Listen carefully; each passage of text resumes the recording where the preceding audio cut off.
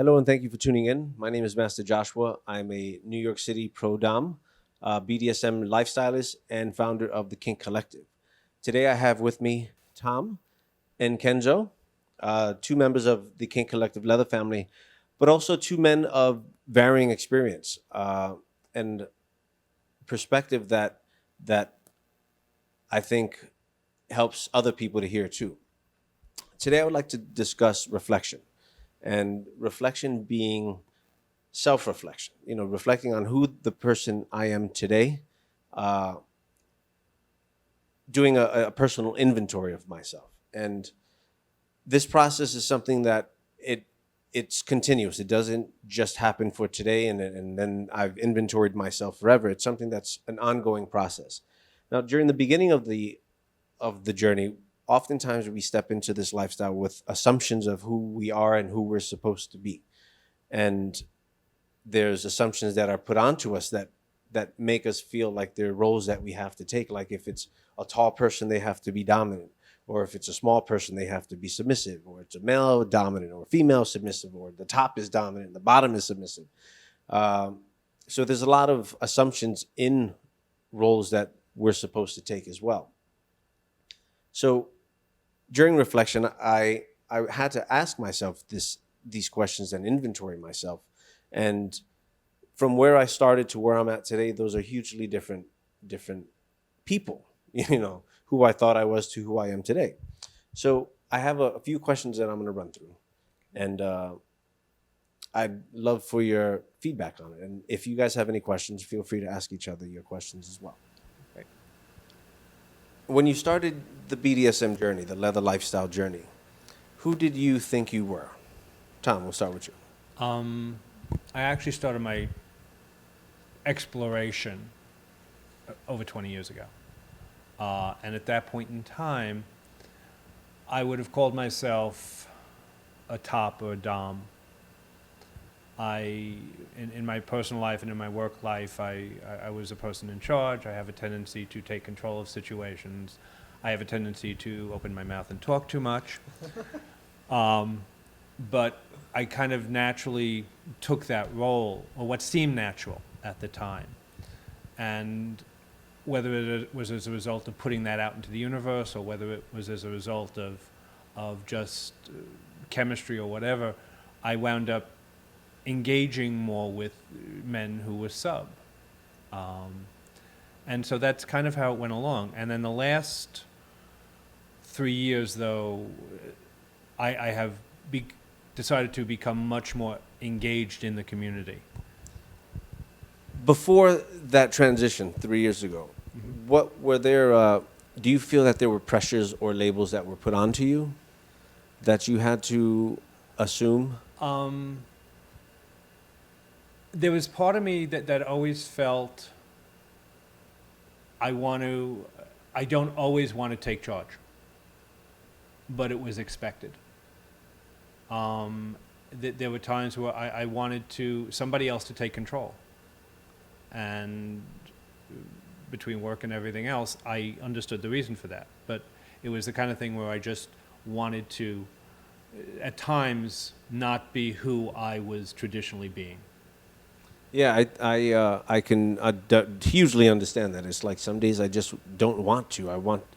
I just want to follow directions. Just you take control Yeah. for today because I'm tired. But with the assumptions and the labels that are put on us a lot, we can't just do that, because the other person is not receptive to it. It can be pretty stressful. It can be pretty stressful. Kendra, how about yourself? When you first started this journey, 6 months ago. No, I'm kidding. Let's do that one over.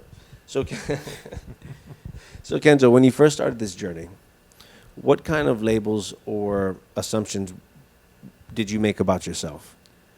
Um, I started out this community. Well, I always knew I was kinky from when I was very young.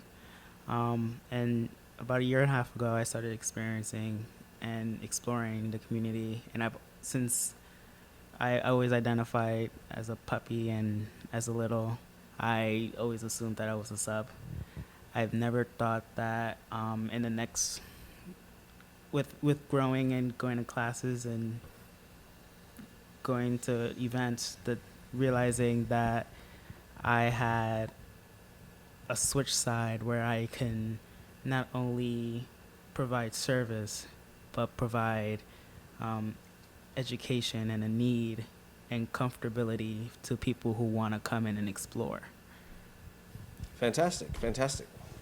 Uh, would you say that you had any social pressures on you because of that? Yeah, I could say that. We live in a time where we have social media, and you're always people are always on their phone and wanting to be better than somebody else. And I had to take two steps back and realize, just like, hey, I'm just doing me and just trying to just be, and other people are following or other people are listening. That's the better word. Fantastic, fantastic. One of the starting points that you use for reflection are a set of three questions. And you and I have covered this a number of times. Yes, we have. Right? Because who am I What am I looking for? and what do I have to offer? Okay. What do I have to offer? What did that question look like when you first started your journey? It was very subjective. It was very, I can, just to go back a little bit, 3 years ago, I transitioned into looking to explore my subside because I felt a need to be able to surrender control. So what do I have to offer became, as a sub, what I can do: run errands, drive people places, help with things. It was about, I could kneel before somebody and engage that way, and it became about that aspect of it, which over time changes. But what I have to offer was looking at myself and saying, there's not really much here. I don't see the potential in I didn't see the potential in myself. I looked at very surface things.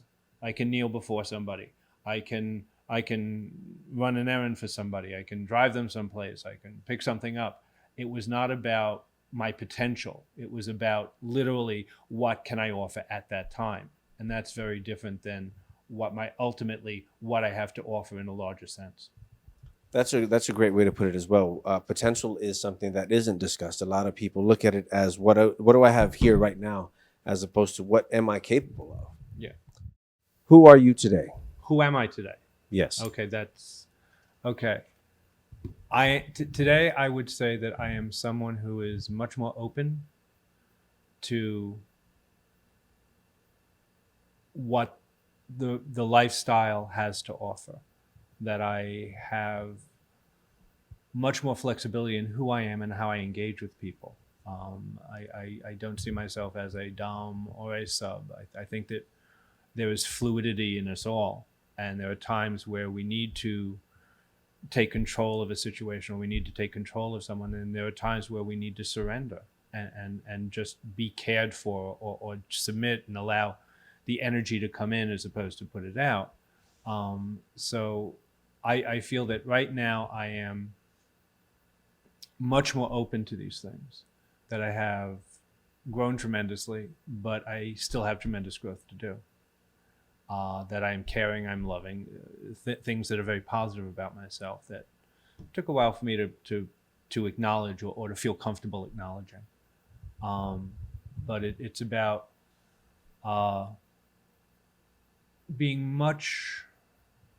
looking at myself in a much broader way than I have in the past.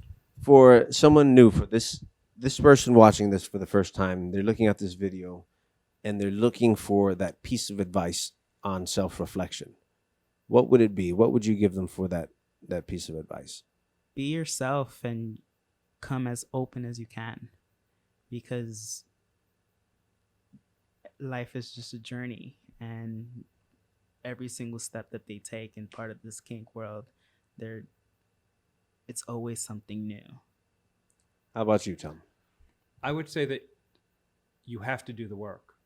You have to actually take the time to be honest with yourself and reflect on where you are and who you are at that moment. And then once you've done that, take the time to look at yourself and say, what am I looking for? What do I want to put out into the world in order to become better, or in order to find fulfillment or potential? But you have to put the work in. You just can't say, well, I'm a sub. Here I am. Here I am. Take me as I am.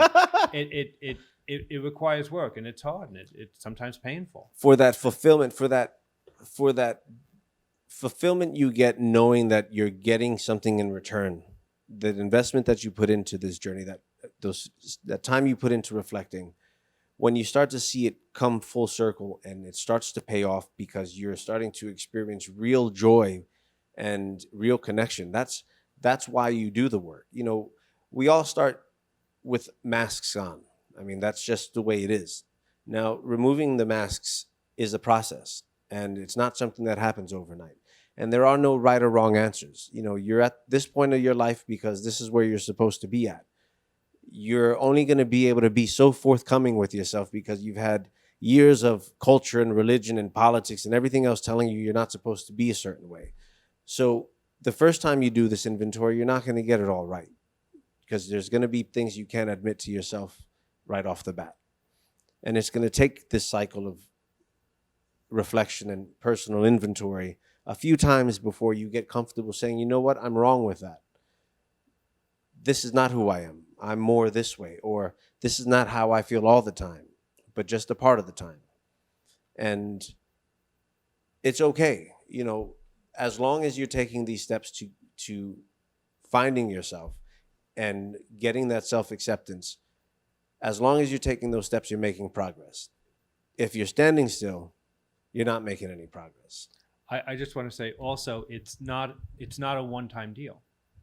You go back over and over again and reflect where you are now, because as we move forward, we change where we are, who we are, and what the potential forward is. So it's a constant series of asking these questions.